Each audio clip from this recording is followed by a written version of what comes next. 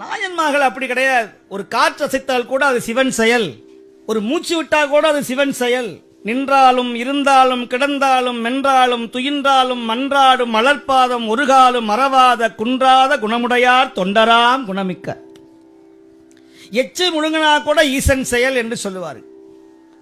அப்படி வாழ்ந்தவர்கள் நம்முடைய நாயன்மார்கள், நம்முடைய குருநாதர்கள். எல்லாம் வல்ல அன்னை சிவகாமி அம்பிகை உடனாகிய ஆனந்த கூத்தனுடைய திருமடம் 6 அபிஷேகம் மட்டுமல்ல, ஒவ்வொரு திருவாதிரை அன்னைக்கும் இங்கே வழிபாடு நடக்கிறது.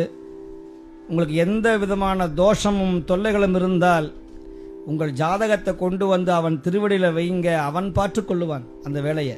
உங்கள் ஜாதகத்தை கொண்டு வந்து அவன் திருவடியில் வைங்க, அவன் பார்த்துக்கொள்ளுவான் அந்த வேலையை. இது பரிகாரம் கிடையாது. உங்கள் தலையெழுத்தை மாற்ற வல்லக்கூடிய இடம் குஞ்சித பாதம், அவன் தூக்கிய திருவடி. அவனுக்கு தொண்டு பண்ணுங்க, அடியாருக்கு அடியாரா இருங்க. தில்லை வாழந்தனதம் அடியாக்கும் அடியே, திருநீல கண்டத்து குயவனார்க்கடியே, இல்லையே எண்ணாத இயற்பகைக்கும் அடியே, இளையான்றும் குடிமாறன் அடியார்க்கும் அடியே, வெல்லுமா மிக வல்லமை பொருளுக்கடியே, விரிபொழில் குன்றையார் விரண்மெண்டற்கடியே, அல்லிமென் முல்லையந்தர் அமர்